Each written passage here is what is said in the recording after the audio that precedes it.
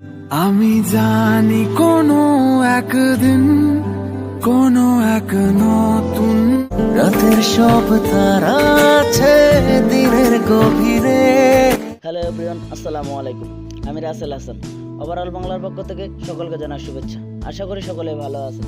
তো friends, Facebook status video আমরা সকলেই দেখেছি। আপনি ফেসবুক স্ট্যাটাস ভিডিও সম্পর্কে না জানলেও এইরকম অ্যানিমেশন ভিডিও সম্পর্কে সবাই জানেন বা সবাই দেখেছেন। বর্তমানে ফেসবুকে এরকম অ্যানিমেশন ভিডিও খুবই ট্রেন্ডিংয়ে আছে।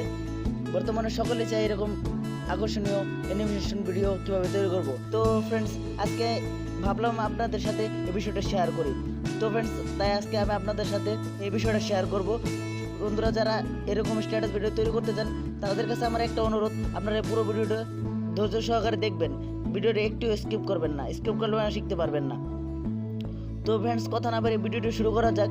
ভিডিওটি শুরু করার পূর্বে একটা কথা না বললে নয়, আপনারা যদি আমার চ্যানেল নতুন দর্শক হয়ে থাকেন, তাহলে আমার চ্যানেলটিকে সাবস্ক্রাইব করুন এবং পাশে থাকা বেল আইকনটি বাজিয়ে দিন, যেন পরবর্তী ভিডিও নোটিফিকেশন সবার আগে পেতে পারেন। চলুন শুরু করা যাক।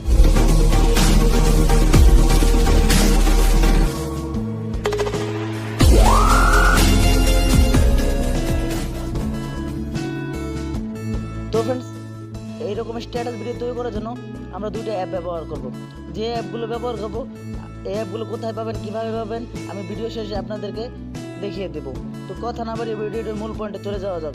তো ফ্রেন্ডস, প্রথমে আমি অ্যাপটি ওপেন করব। প্রথমে অ্যাপটি ওপেন করলাম, তার জন্য অ্যাপটিতে ক্লিক করলাম। অ্যাপটিতে ক্লিক করার পর আপনার সামনে অ্যাপটির ইন্টারফেস চলে আসবে।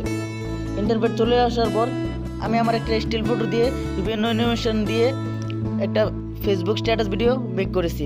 তারপর নিচে আরেকটা দেখুন বিভিন্ন শেক ইফেক্ট দিয়ে, তো নিচে আরেকটা স্ট্যাটাস ভিডিও মেক করেছি। স্টিল ফটোকে বিভিন্ন অ্যানিমেশন দিয়ে স্ট্যাটাস ভিডিওগুলো মেক করেছি। তো ফ্রেন্ডস, এখন আমি আপনাদেরকে দেখাবো কিভাবে সম্পূর্ণ কাজ করবেন। তার জন্য এখানে প্লাস আইকনে একটা অপশন আছে। তো ফ্রেন্ডস, এই প্লাস আইকনে ক্লিক করতে হবে। প্লাস আইকনে ক্লিক করার পর গ্যালারি চলে আসবে। তো আপনার যে পছন্দের ফটোটা আছে, সেই পছন্দের ফটোটা আপনি সিলেক্ট করে নেবেন। তার জন্য ফ্রেন্ডস, আমি একটা পছন্দের ফটো সিলেক্ট করে নিলাম।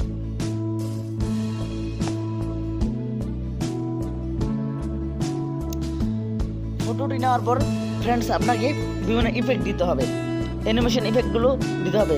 তো ফ্রেন্ডস, চলুন একটা অ্যানিমেশন ইফেক্ট দিয়ে আমি আমার স্টিল ফটোকে সাজাই। তার জন্য এই অপশনে ক্লিক করতে হবে। ইফেক্ট অপশনে ক্লিক করার পর প্রথমে আপনাকে একটা গাছের ইফেক্ট নিতে হবে। তার জন্য আপনাকে এখানে প্ল্যান্ট এই অপশনে ক্লিক করতে হবে।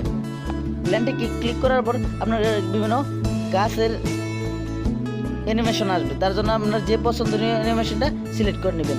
তো ফ্রেন্ডস, আমি প্রথমে এই অ্যানিমেশনের এই ইফেক্টটা সিলেক্ট করে নিলাম। সিলেক্ট করার পর দেখুন আমার পিকচারের উপরে এই ইফেক্টটা চলে আসে। তার জন্য আমি এটাকে সুন্দরভাবে অ্যাডজাস্ট করে নেব, আমার ছবির জায়গা মতো অ্যাডজাস্ট করে নেবো। তার জন্য আমি উপরে সিলেক্ট করে টেনে নিয়ে অ্যাডজাস্ট করে নেব। একদম করার পর টিক চিহ্ন আছে, এই টিক চিহ্নতে ক্লিক করতে হবে। টিক চিহ্নতে ক্লিক করার পর আপনি এখানে আরও ইফেক্ট যোগ করবেন। তার জন্য প্লাস আইকন আছে, প্লাস আইকনে ক্লিক করবেন। প্লাস আইকনে ক্লিক করার পর ইফেক্ট এই অপশনে ক্লিক করবেন। তারপরে আপনার প্রয়োজনীয় আরও ইফেক্ট দিয়ে নেবেন। এই ইফেক্টগুলো আবার দিলাম। এই জায়গায় একটা ইফেক্ট সুন্দর করে সাজিয়ে নিলাম। সাজিয়ে নেওয়ার পর টিক চিহ্ন অপশনে ক্লিক করলাম। টিক চিহ্নে ক্লিক করার পর আবার প্লাস আইকনে ক্লিক করলাম। প্লাস আইকনে ক্লিক করার পর ইফেক্টে ক্লিক করলাম। ইফেক্টে ক্লিক করার পর আরেকটা গাছের অ্যানিমেশন আমি নিয়ে নিলাম। নিয়ে নেওয়ার পর আমি সঠিকভাবে অ্যাডজাস্ট করে দিলাম। আপনি চাইলে ছোটো বড়ো করতে পারেন, এভাবে ধরে ছোটো বড়ো করতে পারেন। তো আমি অ্যাডজাস্ট করে নিলাম।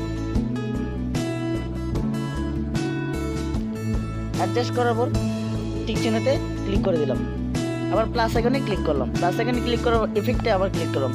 আমার প্রয়োজনীয় যতগুলো অ্যানিমেশন আছে সবগুলো অ্যানিমেশন আমি অ্যাড করে নেব। আমি একটা বাকির অ্যানিমেশন নেওয়ার পর সাইজ ছোটো বড়ো করে আমি আমার অ্যানিমেশনটা সেট করে দিলাম।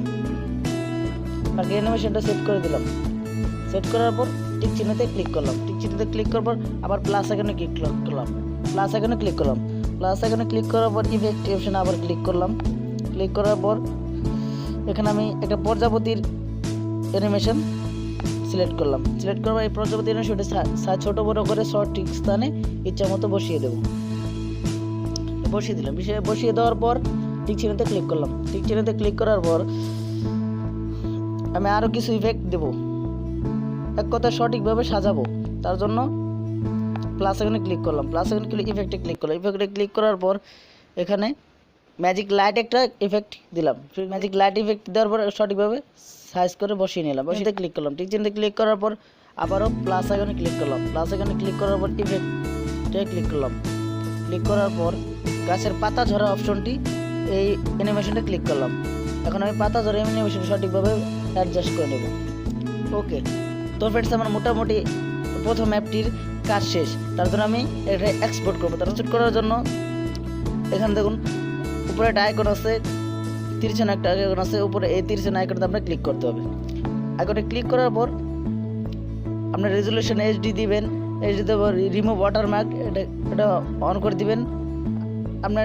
আপনার চাইলে ডিউরেশন অথবা টাইম অথবা ভিডিওর লেন্থ ছোট বড় করতে পারেন।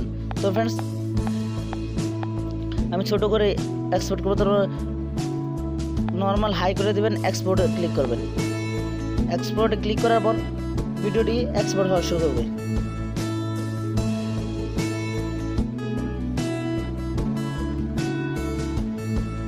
তো ফ্রেন্ডস ভিডিওটি এক্সপোর্ট হওয়া কমপ্লিট।